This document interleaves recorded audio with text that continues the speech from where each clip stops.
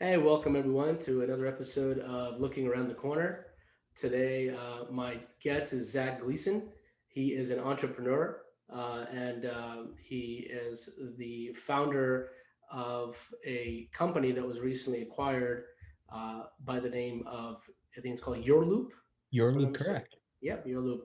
And it, it is in the elder tech space with senior living, which we'll go into in a little bit. But I actually met Zach online, through social media, and I thought his history was very interesting, and I thought that it'd be a great discussion to talk about entrepreneurship, the challenges that come with it, of course.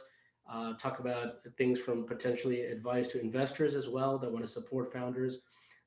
Some history about Zach himself, why he chose the entrepreneurial route, so to speak, as opposed to what I call the W-2 route. Yep. and and then we'll get a little bit into the elder tech, elder care space, and see what Zach's perspective is on the future of that. So welcome, Zach. Awesome. I appreciate having me today. Great, thanks. So your background, I know you founded a few companies in your in your lifetime. Yeah. Uh, but I thought what was very interesting was that your first job, at least what I saw on your profile on LinkedIn, was that you worked at let's see, what was it? It was Cold Stone Creamery, right? Cold Stone. And I was Yeah. fired for excessive use of gummy topping. I have somewhere in a box was my official termination letter was excessive use of gummy toppings after 2 days. It's fantastic. Wow. I put too many gummy bears on ice cream and I got Yeah. fired. You need to frame that letter. Oh, I do. I have it somewhere in a box that it's awesome. So let me understand this. So how old were you when you had this job? Just turned 18.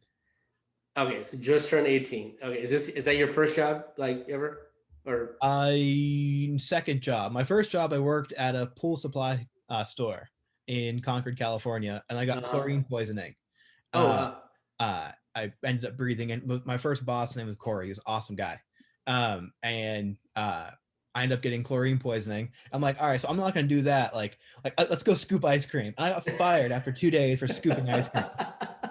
So walk me through this. So you're at work.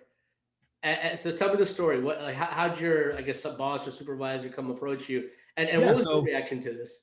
yeah, so I get a I leave my shift and I'm at a car dealer buying my first car, and I get a text message basically saying thank you for choosing Cold Stone, but we don't think that you have a career in here anymore, and thank you attached with a letter. Like, my career was not scooping ice cream. It wasn't. I was like in high school. It was a job. Like, calm down, assistant manager at Cold Stone. Like, it's not a career. Yeah, You pay yeah. me $9 to scoop ice cream and blend it together. And the official termination reason was excessive use of gummy topping. Like, I got fired for Wow. putting too many gummy bears on kids' ice cream cones. I guess, I don't know. so so they essentially they fired you on a text message using Yeah, text. That's it was a basically what text they did. message. Text So message no one with like, actually called you. no one called, and I called him. He ducked my call and then sent me a PDF with like, here's your thing. You'll get your first and last paycheck next Friday. Thank you. Like, awesome. Wow. So what did you learn from that other than not to put too many gummy bears on? Like, the most unprofessional way. Like, I was calling to ask a question, like, hey, like, why, like, duck my phone call. Like I've had to let a lot of people go, managing different engineering teams and stuff. Like, open, honest, like, hey, this isn't working. Yeah. Let's solve a problem, not like, here's a text message, here's your first and last paycheck, see ya. Wow. Yeah, and then I guess then companies then wonder like, oh, why do employees not like us, or what, why is there a bad reputation? Oh yeah, and like, especially in tech, like, you hear horror stories from HR, Really? and people working with HR. Like, there was a great thread on Twitter the other day, like, tell me your worst interview story. Like, it's shocking how bad HR is, like how bad a lot of HR people. I know a lot of great HR people. I know a lot of awesome recruiters. I've been Yeah. chatting with a ton. Like they like it's just it baffles me how poor some people operate, and then wonder why they can't keep talent. Yeah, man, it just I don't know. It just almost seems like it just past like it's a decent thing to do for someone, right? Like just from a human relationship type of thing. Like, hey, okay, things are not working out, but thank you for it. But Yeah. to get fired over a text message or Oh, people get ducking, that's fired from just so unprofessional. like an $8.75 an hour scooping ice cream over a text message and using, well, we don't think this will be a career path. No, really. Like, Wow. I'm not interested in making a career at that point. That's when I realized like Yeah. I could make what I could make designing a website or building an e-commerce store um in like 4 hours, and I did in like 4 weeks at Coldstone, and that's kind of what doubled down. I was building UrLoop at the time. Mhm. This was more of just a way to kind of make some money on the side, but Yeah. Yeah. it was uh yeah, it was hysterical. Like everyone asked, like, what's your first, like, I have that on my Twitter account. I have that on my LinkedIn. I've gotten so many like just cold emails from people like, were you really fired for gummy bears? Like, yeah, I actually was fired for gummy bears. Wow, that's a cool story though, man. I mean, it's definitely one you can tell at a party, and I'm sure you'll get a great audience. Oh yeah. Reaction. Oh yeah. Whenever we have parties again, I guess. Hopefully soon. Hopefully soon. So then, okay, so you moved on from your very brief career Yeah. at Coldstone, and then what did you do next? What was your next venture? So I started building UrLoop in high school, kind of like just hacking around with a friend of mine, and we were doing some early games. We evolved from games education and likewise. But like I worked in the container store afterwards, kind of still bootstrapping some stuff, figuring out how to raise VC, what VC was, Hmm. how to actually go raise capital. My Yeah. first pitch, I sat down with an angel investor, and he goes, "Well, how much you need to build?" And my friend and I at the time were like 18 and looked at each other and went like, "How's $7,000? Like we can build that." And he laughed at me and goes, "You guys have great idea, but you guys have no idea what you're doing, dude." Nope, not at all. 7,000 sounded like a good number. So he's like, "No, you need like 700,000." I'm like, "Well, what are you gonna do with $700,000?" And we ended up raising an awesome seed round, and then subsequent rounds, some investors. But yeah, no, it was fun. Having raised some VC while still working at Coldstone, because when like I wasn't trying much of a salary at all, I Hmm. was investing like 90 something percent of everything into talent and platform, and my co-founder and I still had jobs on the side while we were still building just to kind of keep stuff moving. So, I'm always curious, why some people become entrepreneurs and many others don't, right?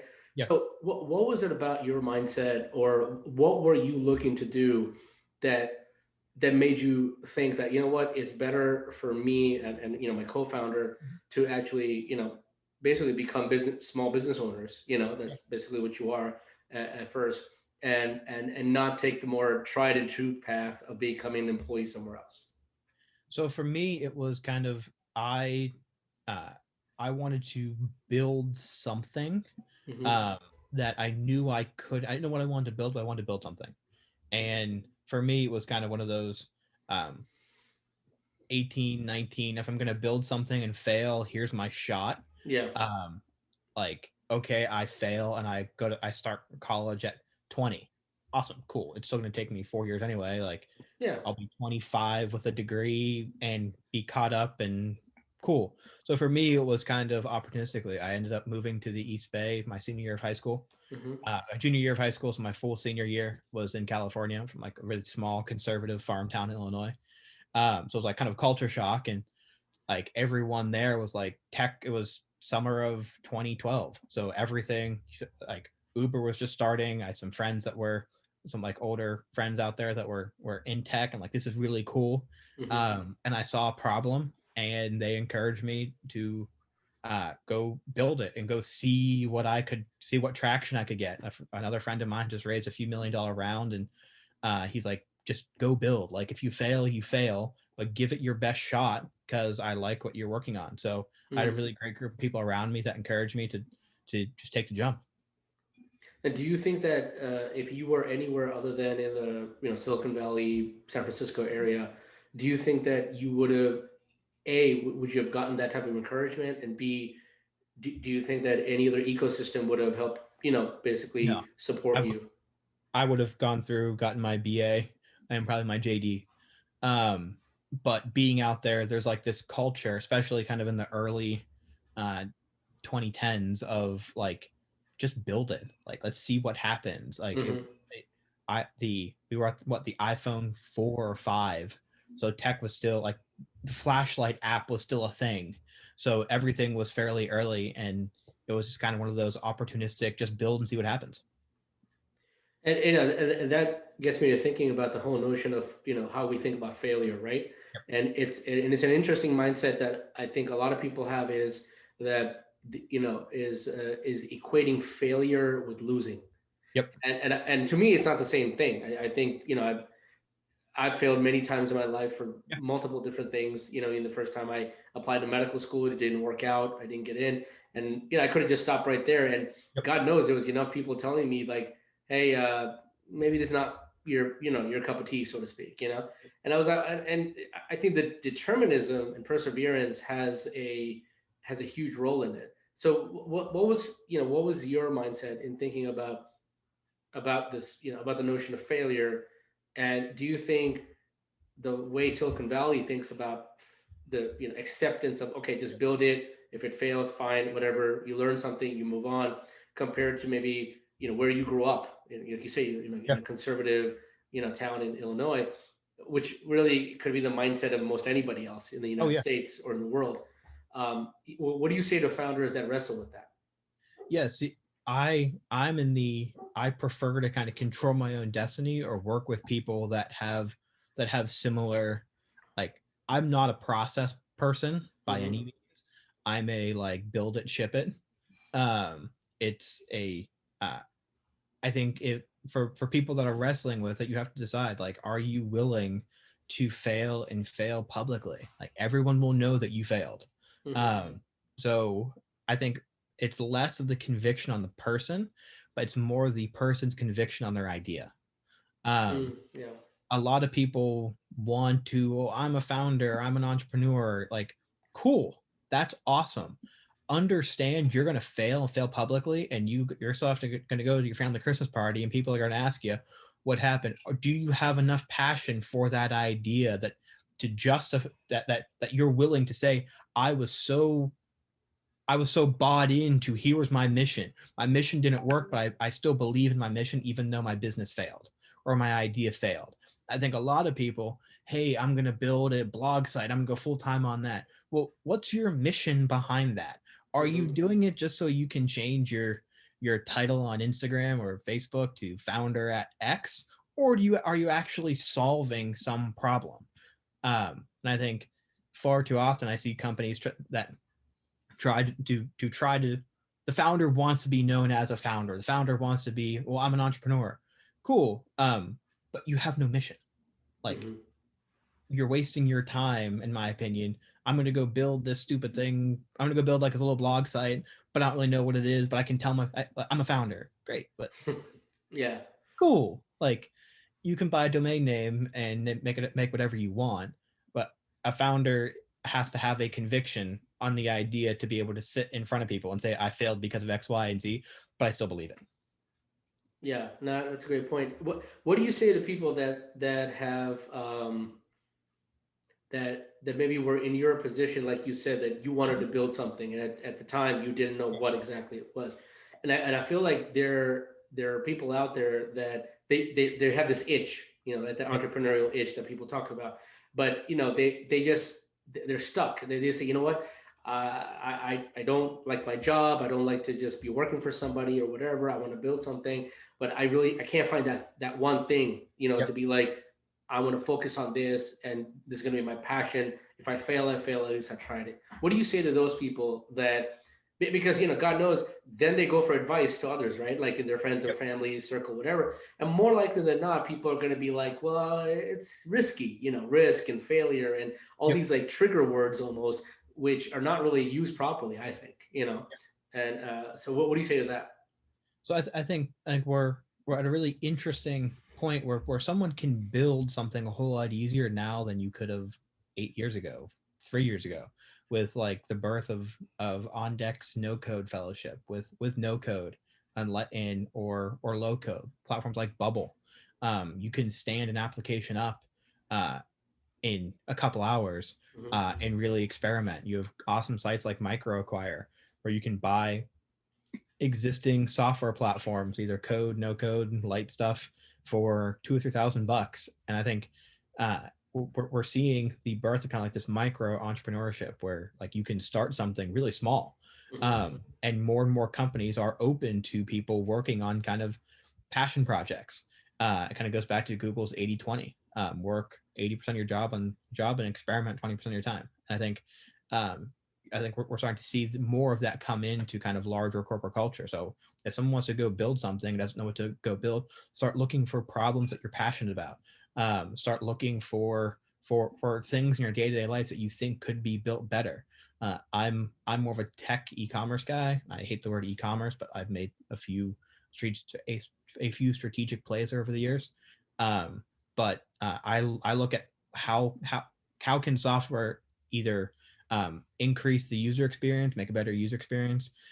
Can we solve? Is there a problem that just isn't being touched? And those places are where a lot of times you find the easiest. And I use easy lightly, but the path of least resistance because you can solve someone's problem. I hate things where like I don't have this problem, but it's a nice to have. I like building must haves or really want to haves. Mhm. And when you're thinking about these problems, I mean, you have a tech background, right? Mhm. So, what do you say to people that want to have a tech-based solution, which nowadays, everything's tech something, and but they have this apprehension saying that, okay, I don't, I'm not a coder. And we talked about no code and low code, but I think a lot of it is that hesitation to be like, okay, I need a technical co-founder, or I need someone who is tech savvy enough so that, I may work on the marketing, the all non-tech portion of it, but then I have my, tech person to whatnot. Um, where do people go to meet individuals like that if that wasn't their circle from the beginning? Yeah, so it really depends on the product. I think a lot of times people say, "Well, I need technical co-founder." A lot of times I hear I don't actually want to learn what my company does. Hmm.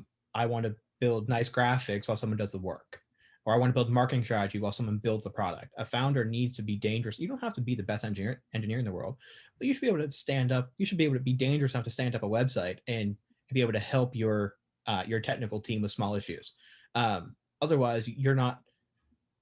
I'm a firm believer of like I think technical co-founders are the best co-founders, and it's just in my experience, my things that I've backed, those where I get my biggest wins, because you need someone with that founding North Star mission that is able to translate that into a product. Now, there are some, don't get me wrong, there are some amazing business co-founders. There are some amazing non-technical founders, but having a technical background, I think, gives you an advantage when you're raising capital, when you're going to market, because you understand how architecturally your platform is built.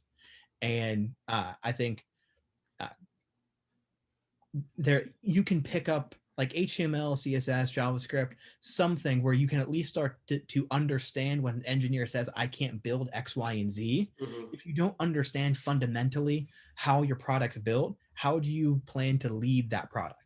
And a CEO is the head of product in an organization. So yes, you can have a VP of product and director of product, but the CEO is going to set that North Star. Hmm. So uh, I'm talking to people, I hear like non-technical co-founder. I need a technical co-founder. Cool, that's fine. Learn some code first, and then go hire someone. And go bring someone in. Learn some basic code and stand an MVP up in Bubble, and see if it works. Like I hear from a ton of technical people, hey, I get pitched 20 app ideas. Hey, I want to build this. Hey, I want to build that. Hey, I want to build this. Hmm. Well, like you have to be able to show something to that type of skill set other than I have an idea and I want you to work for 9 months almost full time for free and some equity. Like meet them halfway. Hmm. So it's not necessarily that you have to be a hardcore traditional coder. It's more like you want to be at least somewhat savvy with some of these platforms that are online that enable you at least like you get, proof of concept or an MVP going. Exactly. Like a good technical co-founder, in my opinion, should be a good investor. Mm-hmm. Um, you have to convince them that you have conviction and some enough of a platform that it will be successful, because Mm-hmm. engineers and technical co-founders are some of the most sought after talent in the valley. Like, you Mm-hmm. have to convince them that it's worth joining your project and not making 250 a year working at Facebook as an engineer. Like, that's their trade-off. So if you're when you pitch it when you're recruiting a technical co-founder, you're pitching your first investor. Okay, yeah, that's a good point. Not a lot of people talk about that in that perspective that you have to have them buy into your vision, Yeah, and I feel like uh, the discussions I've had with some founders, companies that I advise, they sometimes have a perspective of, hey, no, the investor is like over there, somewhere out there, yeah. and we I just got to get someone to handle this sort of back end piece of it, sort of. So it's not a, I don't want to use the word equal, but it's not a relationship of parity. It's almost like someone is trying to just say, this is my company, and then you got this little, you got the quote unquote little technical piece, but the technical piece is the company, really, Exactly. at some point, you know. I see so many non-technical co-founders forget that they are running a technical company. And Yes. like, when a co-founder or a founder of a company is like, you spend the bulk of your time raising capital and recruiting, and they are a very similar skill set. I'd argue that recruiting is harder than raising capital. Like, getting your technical team, getting your technical co-founders, getting your team together is harder than raising your first dollar VC, Hmm. because you're asking someone to come join your product for next to nothing, with the promise and hope that it'll be worth more, multiples more than their time would be worth at another company. So you're asking someone to make a sacrifice for their income to come work on a project with you, or take away their personal time, take away their off time. Hmm. That's a harder sell than raising capital. What do you have any particular anecdotes about, something that either you did or you witnessed where you learned a lesson about how to recruit better, or you made some type of mistake or Yeah. or an oversight? Could you share something like that? Yeah, so I've learned in recruiting, you have to understand what drives the candidate. Some candidates are impact, where they want to be involved in an organization.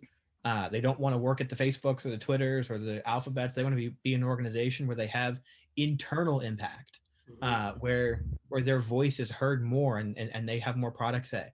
Some candidates want external impact. They want a product to be solving real world issues.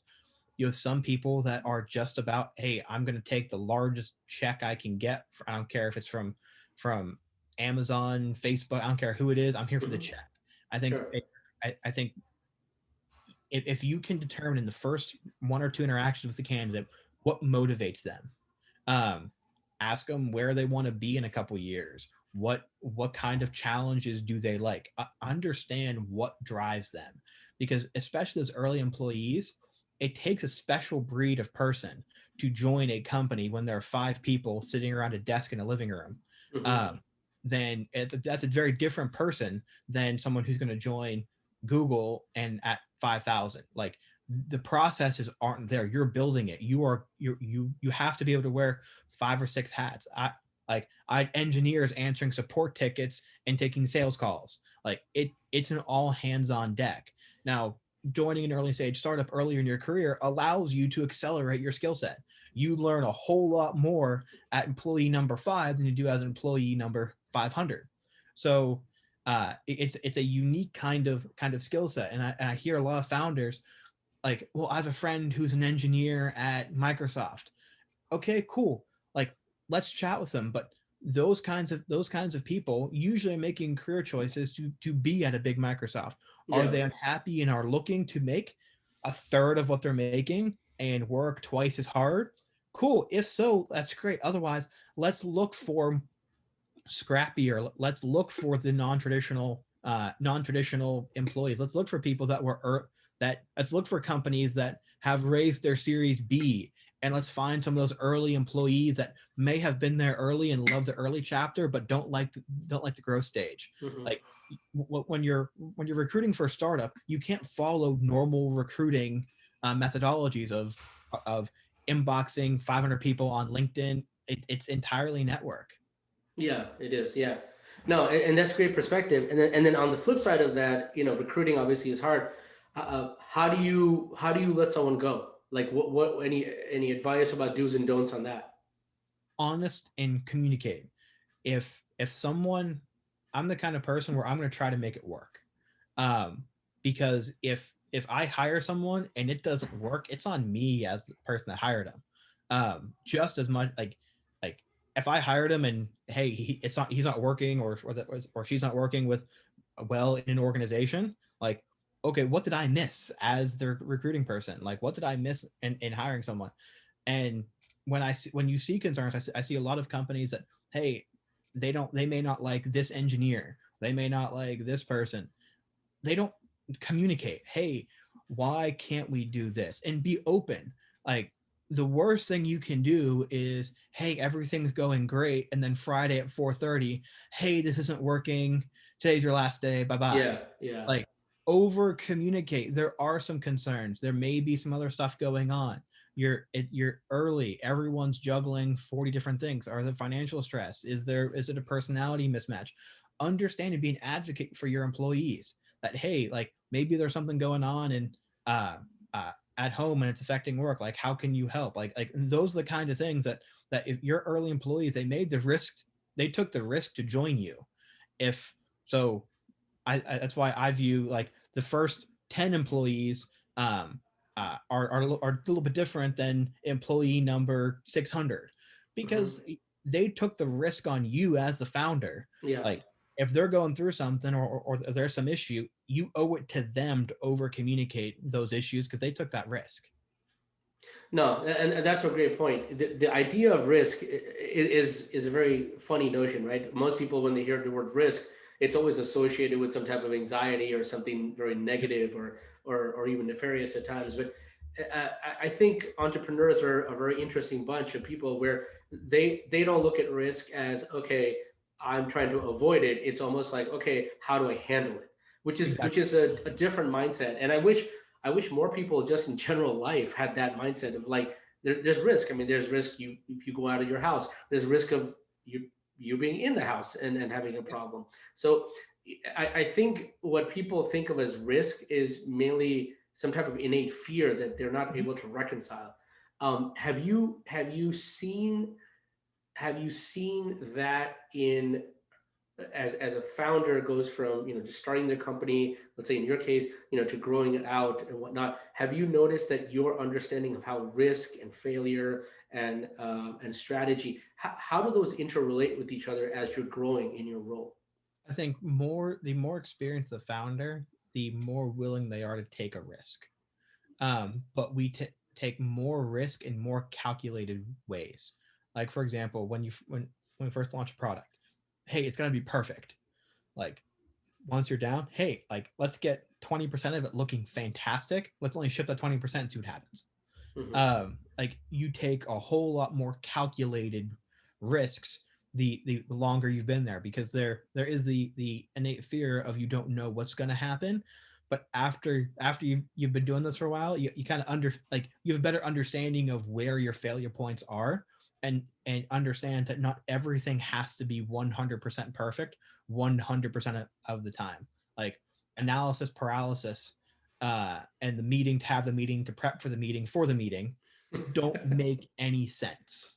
Like, so many times, you'll see a founder, hey, this is a great product, why have you launched it? Well, it's not perfect because it's never going to be perfect. Hmm. Like, that's where you have to take that risk and put yourself out there. That is being a founder, is putting your name on something and either watching it take off on Product Hunt or watching it get smacked on Product Hunt.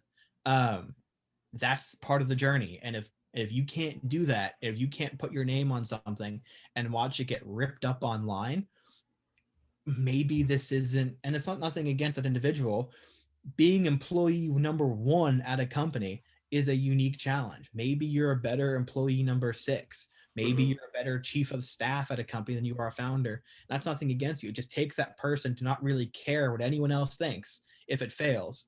And honestly, not care what anyone thinks if it takes off, because you have to insulate yourself. So on that notion of not caring, or quote unquote not caring, wh- where do you think the line is between a founder who doesn't care, in a sense that it doesn't hold him or her back from pursuing that dream or that mission, versus not caring to the point where it's pathologic? Correct. The when a company fails, the founder didn't fail. The company failed. Just because your product didn't take off doesn't mean that you're a bad founder or a bad Mhm. engineer. Sometimes there are things outside, wrong product, just bad deck of cards. Like 90% of early stage companies fail. Like, this is hard. It's not, and it doesn't mean that you can't start something up again in 6 months. Like, the best investors are the ones that if something fails, they're the ones that are there. Hey, it takes 6 months, decompress, and call me when you want to go raise because I'm your first check-in. Like, those are the MVPs. Like, those are the people that even if they do fail, like, your investors and your board should be the ones supporting you along the way. That, and when I say you don't care if something takes off, you can't let it drive your ego. Like, otherwise you're gonna, it's a being a founder is a roller coaster. It's the highest of the highs and lows of the lows, and you have to be able to maintain some sort of level or you're going to drive yourself crazy. What advice do you have for for that, that well-being for a founder? Because you can easily manage when you're doing a little bit of everything, Mm-hmm. and you're constantly, you're running on fumes a lot and whatnot. I mean, burnout is a big issue, depression, Oh yeah. anxiety. I mean, there's a lot of mental health components in any venture that you do in Oh, life, but particularly something that, in a way, it's really unstructured, right? There's not really that much of a playbook when you start a company. You're really figuring it out as you go. I mean, yes, there's a lot of resources out nowadays for people, advice and this and that. But at the end of the day, you're in that pilot seat, so to speak, yep. and you're building that plane as it flies, sort of. What do you think about any resources, or how did you handle the stress of being a founder? Not well at the beginning. Like, even towards the end, like, it is an incredibly stressful position. Mm-hmm. I crashed and burned a few times. And I had an awesome team around me that kind of help get stuff back in order, but just the overall drive of I'm not going to stop working until this is done or that done or that's done is self-destructive. And it takes like, for me, I learned that I had to take an hour to an hour and a half a day and go exercise. I had to have that I had to unplug. I picked up a yoga practice because it's quiet and it is the exact opposite from building a company, because a yoga pose is still, and like, you can't move, you're not talking, like, you're doing everything that you're not, that, like, the exact opposite. Yeah. And it's like, those kinds of things, you have to find something that challenges you physically, not just mentally. And it's a it you need to find that outlet, because if you don't find the outlet, you're gonna end up burned up, fried. Your company's gonna suffer. Your team's gonna suffer. And that's where it's the hardest for a founder. When you start something, it's you. When you grow something, it's its own entity, and then you have to start looking at what's the best interest of the company, not just you, because the founder is not the company. And That's a hard challenge for a lot of early stage founders, until they realize, they catch themselves starting to get burned out, or they put their blinders on, pour more coffee and keep going until they crash. Mm-hmm. And when they crash, well, it's not great. It's never pretty. And from like an advisor, I've sit on some boards. Like, that's what I focus on. Like, okay, I've been in the founder's shoes. I can see those signs of burnout. I can see the sloppiness in an email or a presentation that wasn't there 3 or 4 weeks ago. Like those are things where if you are an investor, you are on the board. Like in my opinion, that's just as important as product success is keeping the core team Hmm. happy, comfortable, and healthy.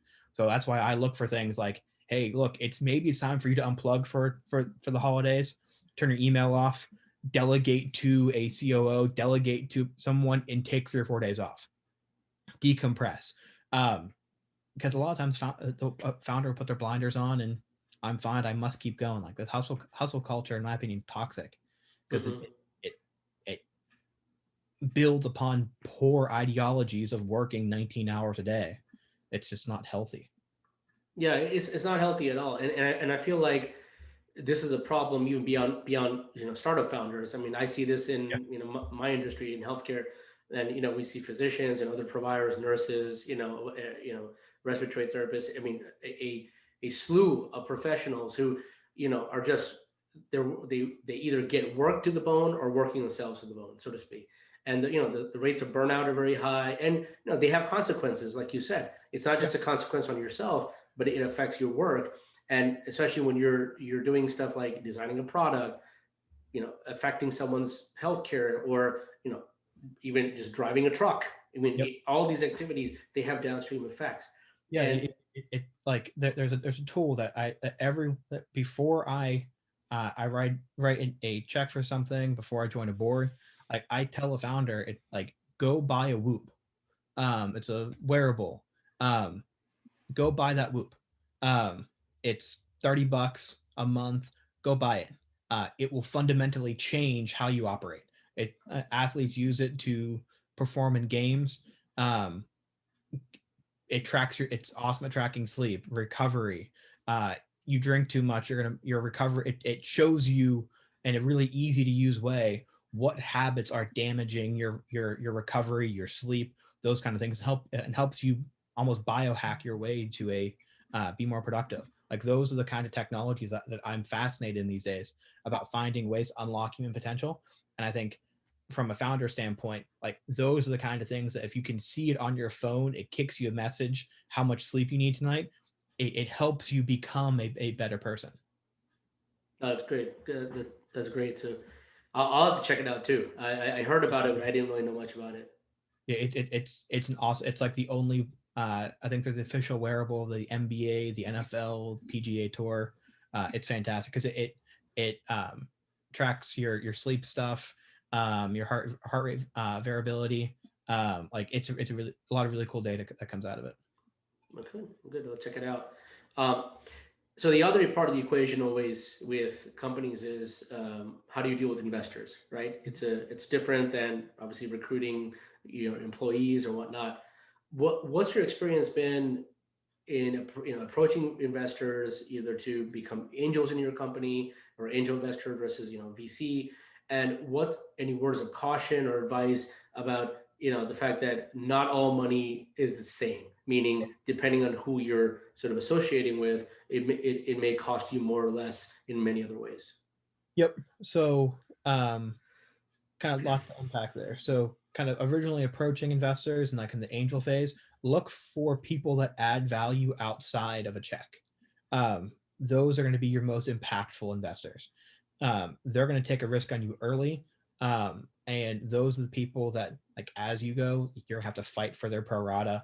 Like those are the people that like if you're someone's the first check in, you better still be fighting for them.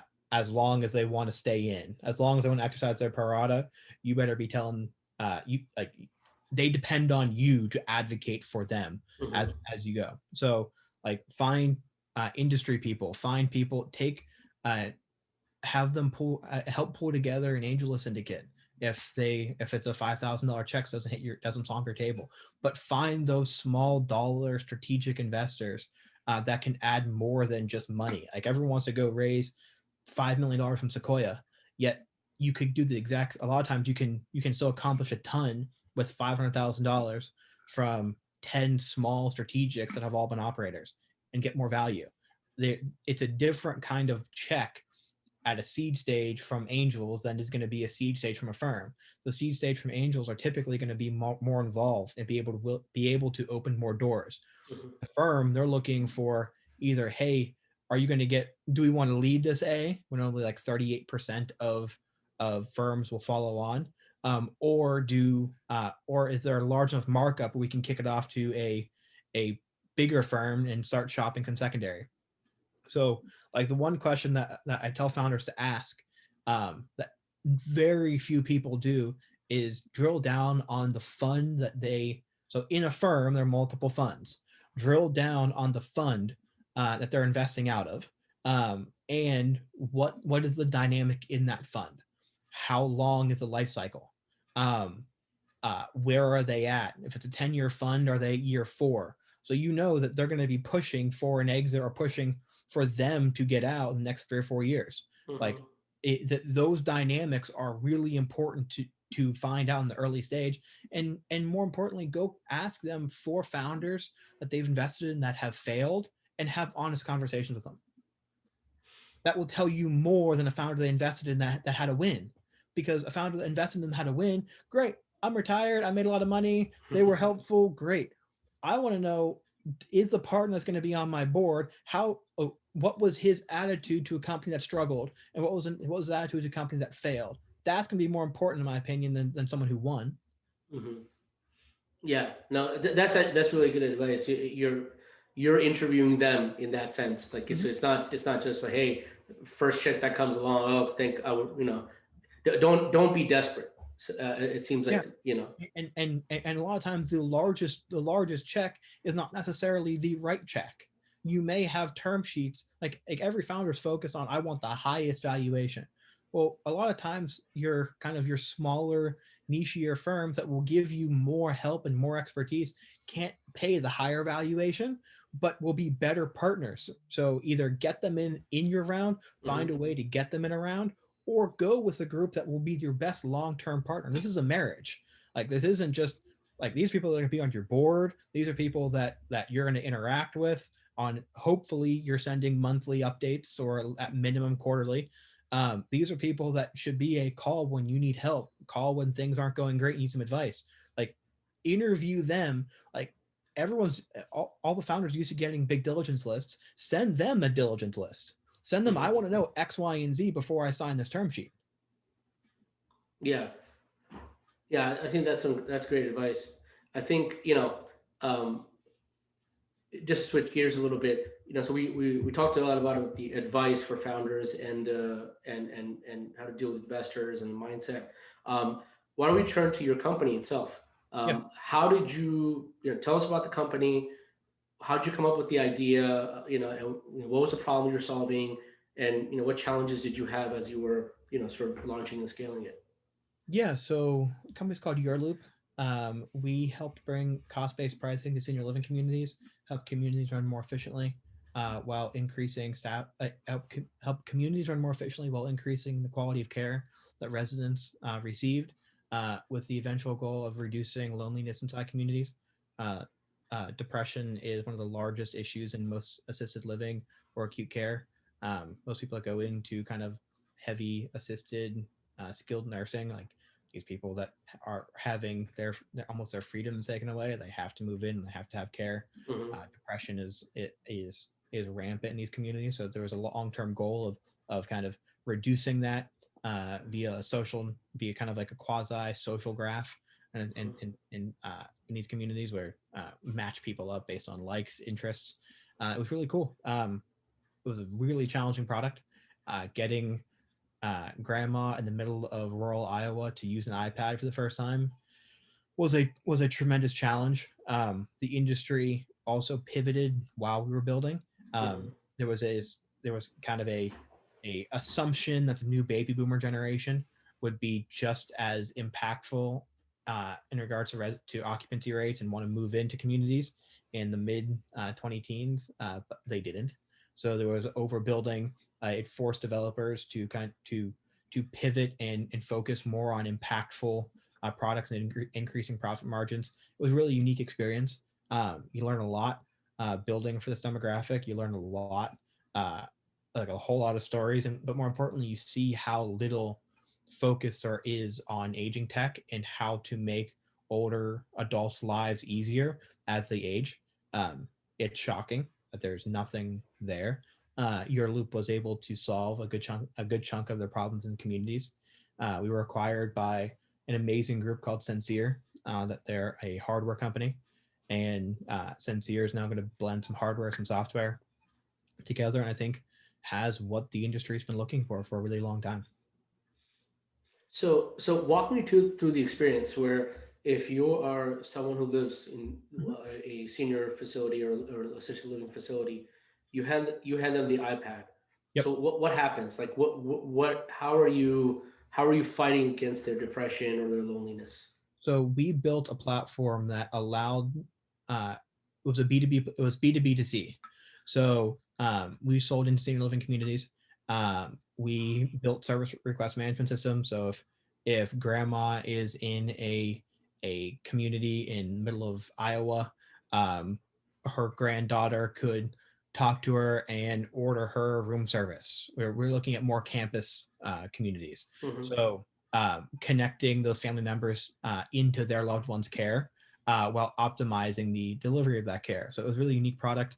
Um, we uh, we built some really cool kind of like service tracking systems inside.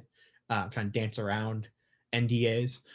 So but yeah, no, it was a really cool platform. Our goal to reduce loneliness was creating kind of in communities and external community social groups that brought those older residents into kind of almost introduce them to new friends. Think of a senior living community as middle school.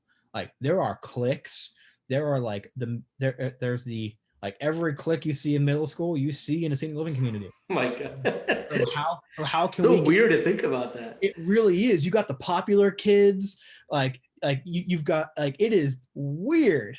So how can we ease that transition in going from living on your own now to living with 50 roommates that you see every day? How can we bridge that gap? So before we were acquired, we were working on some really cool tools to kind of do some personality matching and things of that nature. But it was an awesome project.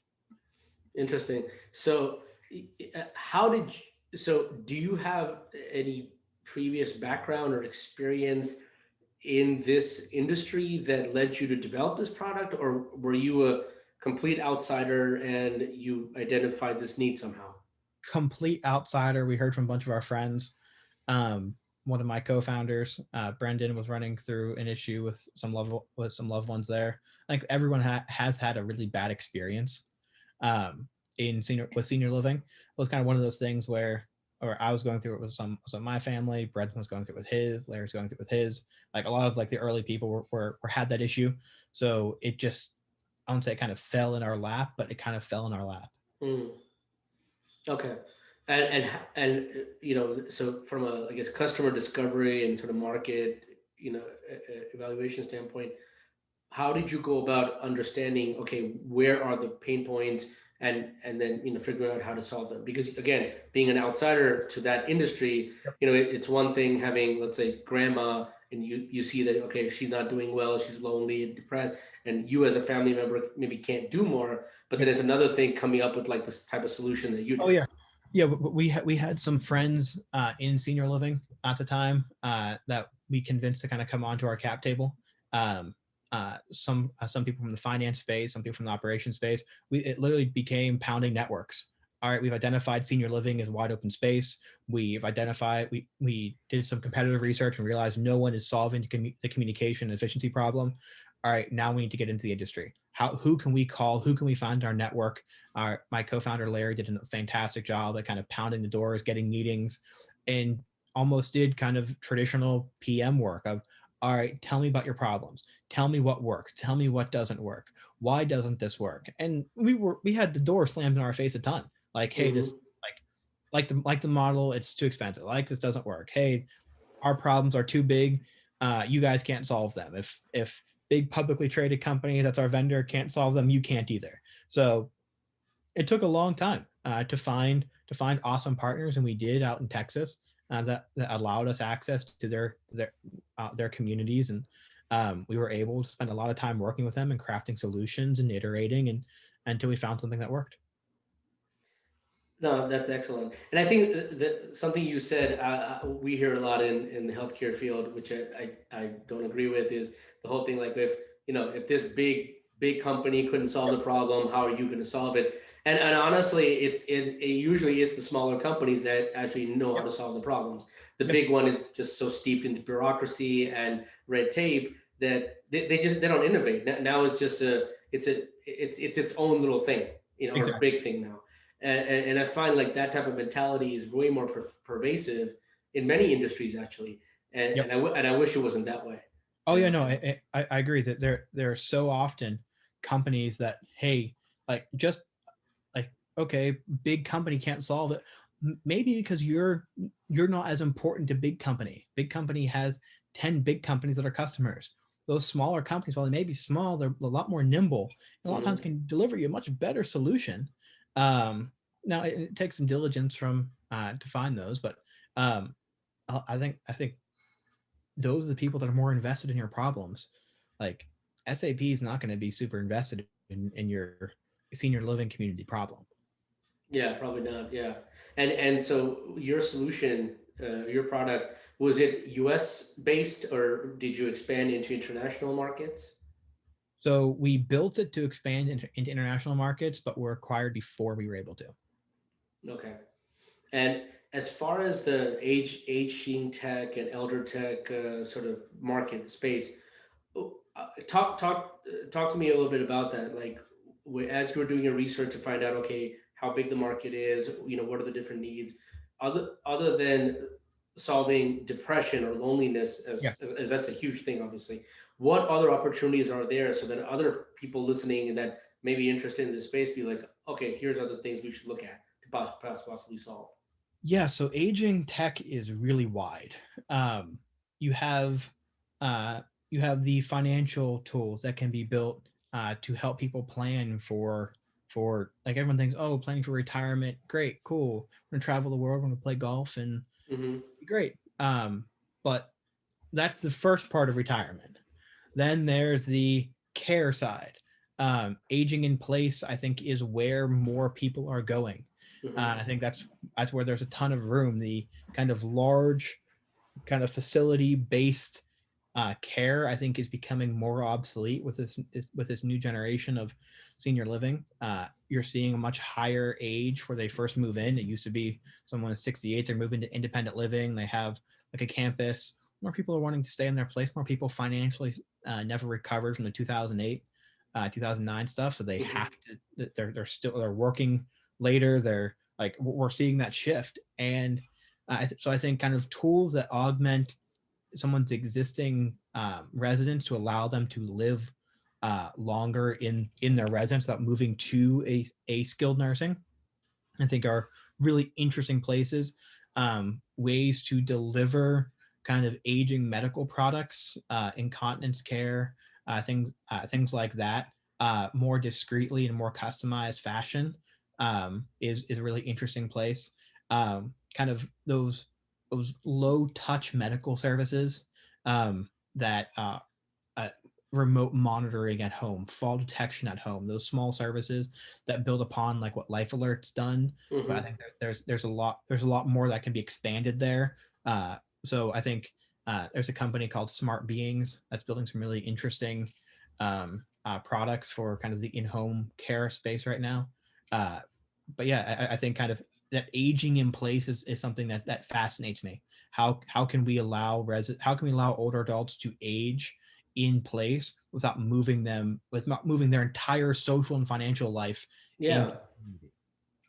Well, yeah.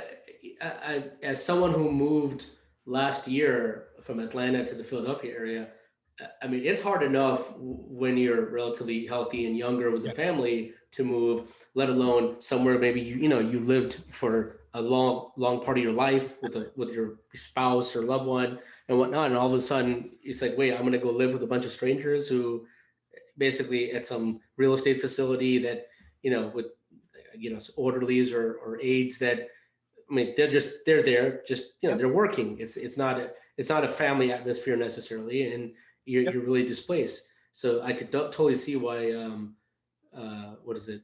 Depression and loneliness are very high. Um, what regulatory issue did you guys have to deal with that others should know about? Because you're now straddling into the healthcare medical space as well. Yeah. So HIPAA is an interesting in aging tech and senior living. More importantly, HIPAA is really interesting. Um, uh, like you're not allowed to use simple SMS text messages. Yet, I'd say 70% of senior living communities still rely on that. Hmm. HIPAA's challenging to get around, especially kind of solving the loneliness issue because you're now you have to double opt in. You like even ordering food in a medical environment. You're in a medical environment and you display a resident's name on a ticket. Um, in a kitchen that is close to the like that it is really tricky to tiptoe around. Either a lot of communities care super passionately, which I think they should. Unfortunately, a lot of communities don't. I would say disregard HIPAA a lot. So HIPAA is a really interesting one. Um, we didn't have to touch a ton of regulatory. We were because we didn't provide direct care, but anything that touches that protected health information in a clinical environment is challenging, especially to build in. I think we're starting to see some rumblings. I think the health industry as a whole needs their plaid. Well, how fintech has plaid, health tech needs plaid. They need their version. They need their plaid allows every financial institution to communicate with each other via awesome API platform. Visa's acquiring them. We'll see where that goes. But health tech needs their plaid. Where Apple's the closest to it right now. But Hmm. when you build aging tech, when you build anything health tech, dealing with that health record is the most challenging aspect, in my opinion. Yeah, yeah. And HIPAA is also a very antiquated law because it was never written with any consideration for the digital world. Really, it No, was. they use best practices. Like you can argue best practice, Oh uh, yeah, yeah. and half the time it's cheaper to pay them their $500,000 fine than it is to get a law firm on retainer that will argue what is best practice for startups. And I think that's what scares away a ton of health innovation in the early stage because you need so much money a lot of times to compete and just Hmm. build internal compliance, Yeah. which is why I think we need our version of Plaid. What do you think is keeping that? What is not letting that happen? Is it more of a lot of resistance in the healthcare like industry, or is it just ignorance that I about think like a service? monopolistic tendencies by a couple large competitors, Hmm. a couple large vendors that own the majority of U.S. Health records. Yeah, yeah, I think. yeah, yeah. We in healthcare have definitely been affected by that on many different Oh fronts yeah, by these vendors. like a great example. I got a COVID test a few weeks ago, um, and just trying to get my record, like they don't talk to each other. So it was from another clinic. So I have a completely separate medical record, not tied to my primary one that Hmm. floats out there.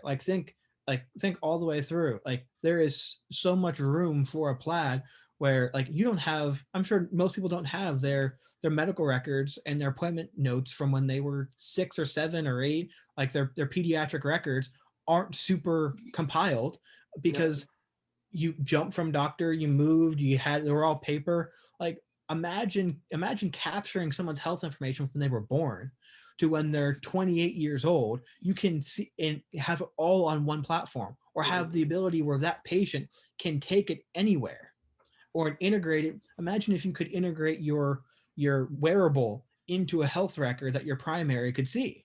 Like those lifestyle like those lifestyle things that if it could be added to your medical record, insurance companies and large other kind of monopolistic tendencies of large medical record providers keep that from happening so they Hmm. can continue to charge what they do to all these different providers.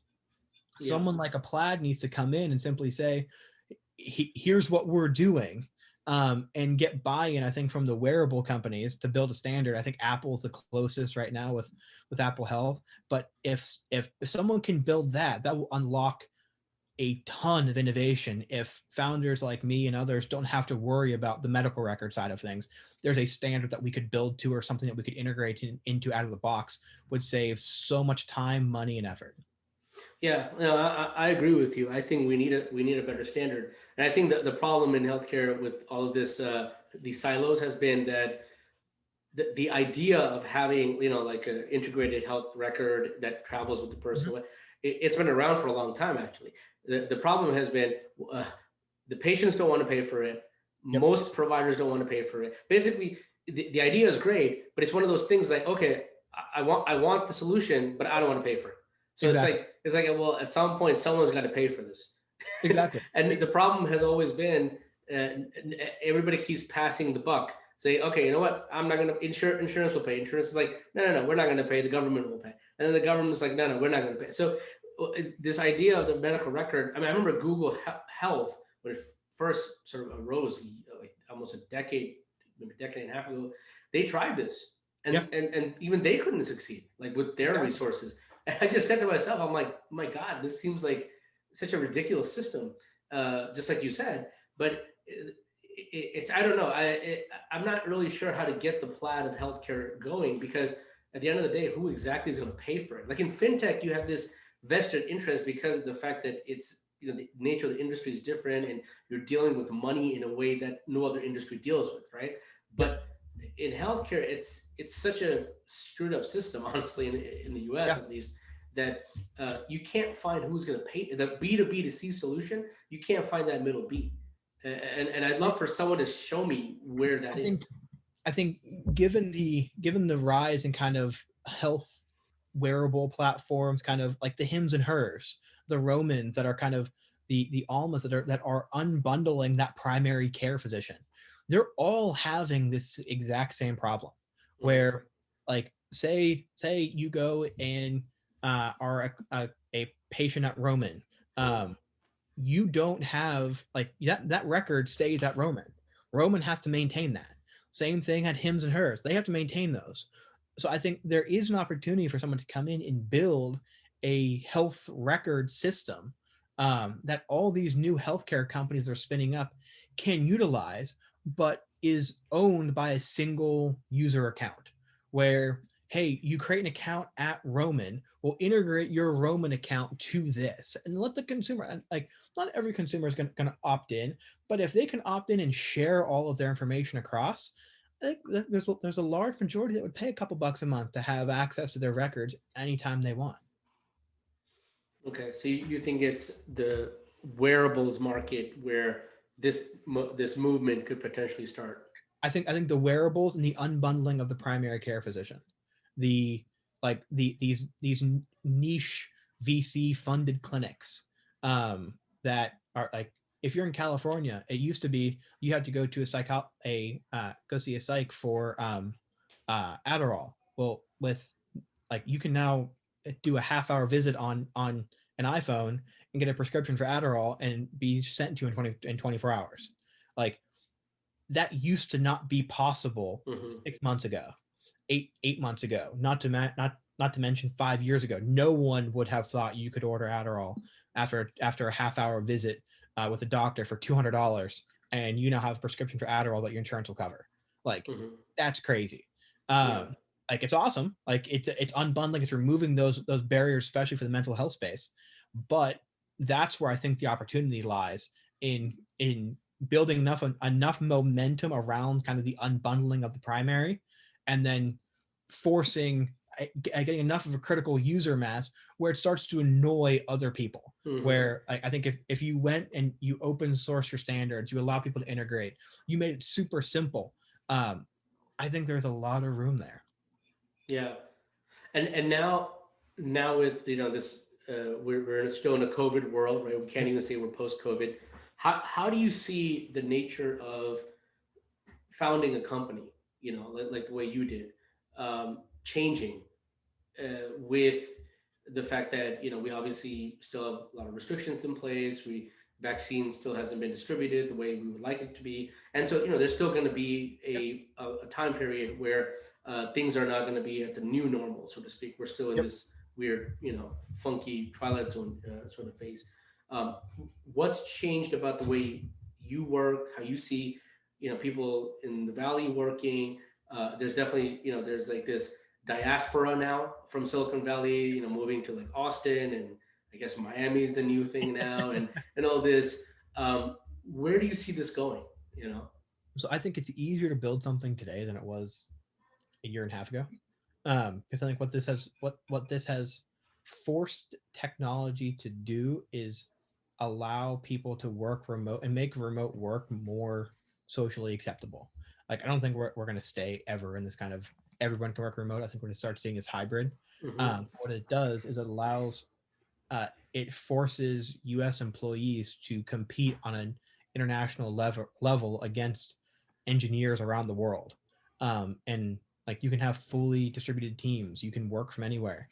So I think what it does is it opens up the talent pool and more. And from a founder standpoint, it lowers, I'd say the cost of admission, but it lowers the cost of admission to a play on a global level.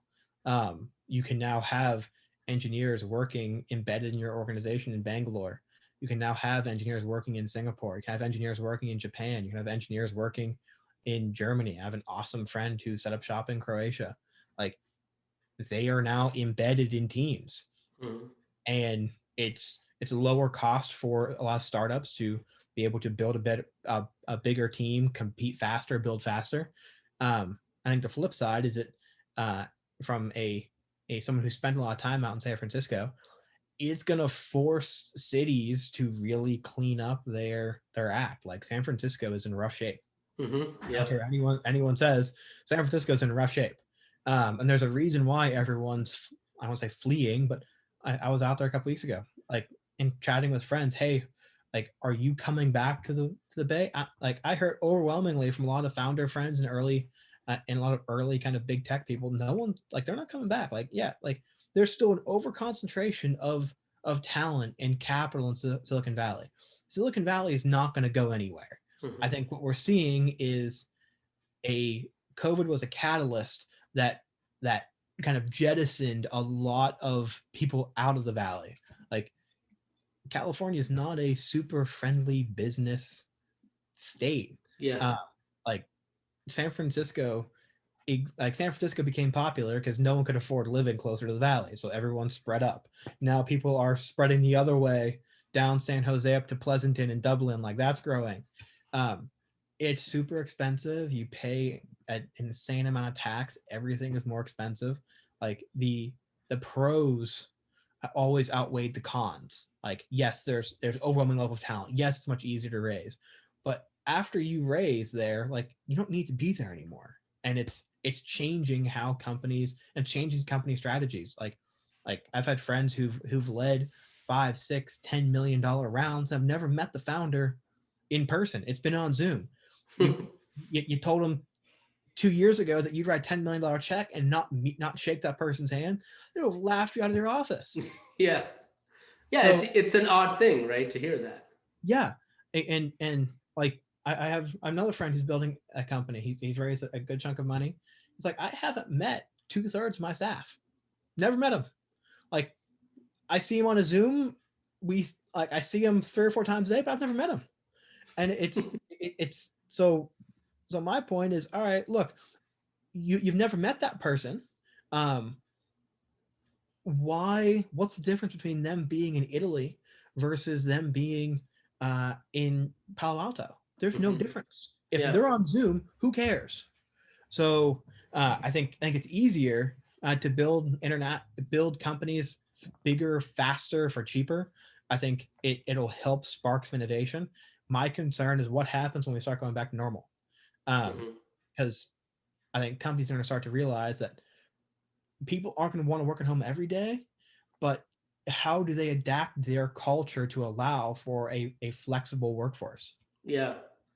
And I think that's a overall better way to go, where someone has the option to say, okay, a couple of days a week, I'm gonna go to this other location or somewhere. Yeah. If nothing, just so they don't go crazy in the house. Oh you yeah. know, because everybody's going stir crazy at this point, and people are sort of displaying their frustrations in many different ways. Oh And yeah. I feel like as much as the companies may want to get rid of their very expensive commercial real estate, I feel like you're going to need some of these maybe co-working spaces or something. But then the other question is that if you're so decentralized and so remote, as far as a company goes, where you have people in multiple different actual time zones or whatnot, I mean, what option do you give them to say, okay, you know what, we'll give you a stipend if you want to go to this WeWork space or this other thing Yep. that's in your area. Okay, go for it. If it helps you, be productive and you feel better. I Like, mean, I would think that would be some type of amicable solution to that. yeah, no, I've been chatting with a lot of people in recruiting. I think what I've heard a lot is we're gonna build kind of regions. Like, we're gonna set up shop in Austin. We're Mm-hmm. gonna rent a 20-person office in Austin. We're gonna rent a 20-person office or a room in Chicago. Like, we're gonna build regions. So we're not gonna say you have to be in here. They're gonna say, hey, if you want, like I know friends who live in Las Vegas that used to fly into San Francisco and spend Tuesday, Wednesday in San Francisco and fly back and live in Las Vegas. Like, Mm-hmm. I think you're going to start to see a lot more of these kind of region specific, hey, Yeah, we're hiring within a 3-hour drive of Chicago. So you can yeah, live anywhere within 3 hours of Chicago, because twice a month we're going to get together in person. So that means you've got to drive to Chicago twice a month, stay overnight, two nights a month in Chicago for kind of quasi regional all hand planning stuff. sure, yeah, Like, I think that's what we're going to see more of than you're going to be in person. Like, I just don't see how large companies that can get, like, they spend a ton of money pivoting everyone to fully remote, and then trying to get everyone to change on a dime, mm-hmm. change their habits for I think will be almost 18 months, going fully back. Like, you're not gonna turn the clock back 18 months. Like, I just don't see it happening. No, and I don't think it can happen because now the proof is in the pudding. Where Yep. before people were like, no, you have to be, in Silicon Valley, you have to be in New York, you have to be in whatever, all these, very high cost of living areas, right? And then all of a sudden, people are like, well, guess what? For the last 18 months, I've been sitting in Wyoming, or Yep. I've been in France, or wherever people ended up going, where they were able to get an internet connection and they're able to do an internet based business, and they said to themselves like, so if we were able to conduct business this way, what is the justification for me to now move back to San Francisco or to New Exactly. York? And I think what's going to happen is that the savvier companies will say, you know what, we don't want you to do that. In fact, if you're unhappy at your present job, we'll Yep. make you a better deal where you don't Exactly. have to. And I have a few friends that have done this where they moved in. Like, I have a friend who settled in North Carolina in the Research Triangle area, and he loves it. His family loves it. He still can't get past how much house he has. Like, Yeah. he's just like, and he moved from from San Francisco, and he's like, you don't understand. He's like, I just love just walking in my yard, like, because we didn't really have much of this, and he's like, why would I want to go back now? Like, I can do No, everything here, and my dollar goes farther. I think you're going to see relocation. Like, you'll still see relocation allowances in executive offer letters, but for destination TBD. Like, I'll give you a $30,000 allowance if you want to leave San Francisco and go someplace else. Yeah. Like I think you're going to see that becoming a really unique recruiting tool for companies. That, hey, Mm. if you're not happy in New York, part of my offer will give you a way to leave New York, and we'll Yeah. pay to relocate. You want to get out of your lease? Fine, we'll pay for that to get you out, to get you someplace happier. Well, and from a company standpoint, it's cheaper to fly someone out maybe once or twice a month 100%. than to have to require, and your pool of talent just increases too Yeah, when you can just say, hey, listen, I don't care if you're sitting in Italy, as long as you're doing the job right, and you're exactly. you're a team player. I mean, what else do you really need, as long as your deliverables are done and the culture of the company is maintained? Yeah, I have a friend who is heading off to Bali. He got a business visa, and he's going to camp out in Bali for 60 days and work to get a permanent visa there. And he's running a company. He's VP of product for a fairly large venture-backed company in San Francisco. It's like, I'm heading off to Bali. I found a place I can rent. He's like, I can rent a tree house that overlooks the jungle for $600 a That's month. so cool. I'm making $250 a year here in San Francisco. I'm moving my residence to Texas, and I'm off to Bali. And he's like, I'll pay no state income tax. Yeah. I'll split between here and there in Austin, and I live in the jungle, and I pay $1 for lunch. Like, why Yeah. I can do my job. Who cares? Yeah. As long as you do your job. And what it makes me wonder also is going back to something you said earlier in the talk, where you said that, you know, one of the things that made Silicon Valley unique is because of that concentration of talent and the network effects that bring that. So now with like this decentralization, you know, and it's not just Silicon Valley. I mean, it's New York, it's all these expensive areas to live in, you know, London, even, you know, whatever. What do you think happens to those network effects? Like, So do they get diluted? So I think the valley is strong enough that 10, 15% could leave. I don't think anyone's going to really notice. Mm. There's an overwhelming level of talent there, where, like, okay, a $1 billion VC firm leaves. There are still like 50 more on Sand Hill Road. Like, Mm-hmm. are you really going to notice? Yeah. I think there's so much entrenchment there that I think it's going to be hard for it to really be like, if a $1 billion VC firm left San Francisco and moved to Miami, you are now a big fish in a very small pond. And Yeah. I think that's what you're going to see more of. Like, I'm long cities like New York and Chicago, because I think there's still a large chunk of people that love living in that urban environment, are willing to pay for living in that urban environment, but don't want to live in San Francisco, that don't Yeah. want to live elsewhere. So I think I'm long New York. I'm really long Chicago. Illinois has its own issues, Mm-hmm. but I think there's still going to be that need for large urban centers for tech. Like, Uber was built because it was a carless. San Francisco was more of a carless environment. That's what it thrived in. The My concern is we're seeing kind of this people that leave and set up shop in middle of Wyoming, middle of Iowa, kind of thing. My concern is those people will lose touch with what works in urban environments. Mm-hmm. We're seeing an urbanization around the world Mm-hmm. that, are we going to start depending on other countries and in other um, uh, other places, when we could build them here. Yeah, no, that's a good point. Well, I mean, you know, there's always the constant. I don't want to use the word threat, but you always got to watch your shoulder with other countries like India and China, where the level of talent, especially, you know, STEM and engineering talent, Yep. is so high, and Yep. they have nationally aligned initiatives to Yep. make sure that all the constant, you know, pumping of innovation and capital and is. I mean, it honestly happens at a scale that it may not even happen here at this point, Yep. especially in China. And I Oh, you feel know, like, I'm a firm believer in this kind of decentralization with COVID. It's going to force states, like Miami's popular because the Miami governor, the Miami mayor, was not yeah, openly hostile. Like, oh it's yeah, not a low bar.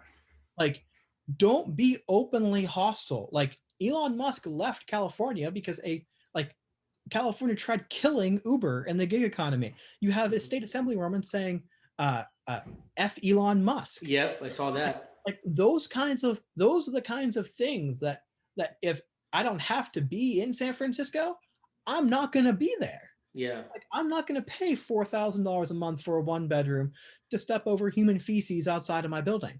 Like, I'm well, not going to do that. yeah, So that's where I think cities like Chicago, cities like New York, cities like DC.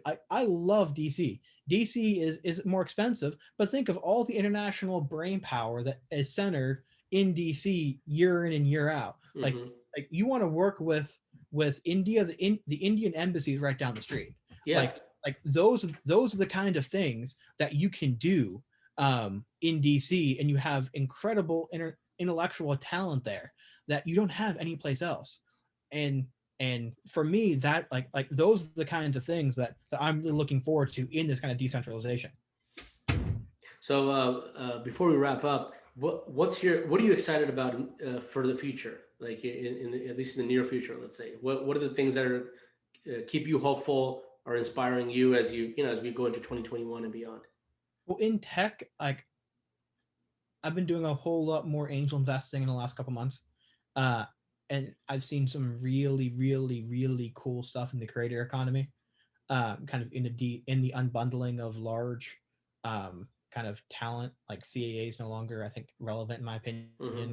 Like I'm seeing a ton of how can we monetize creators. I think Substack has shown that. I think Patreon's dropped the ball tremendously. I think there's a ton of room there in the blending of kind of fintech and creator tech.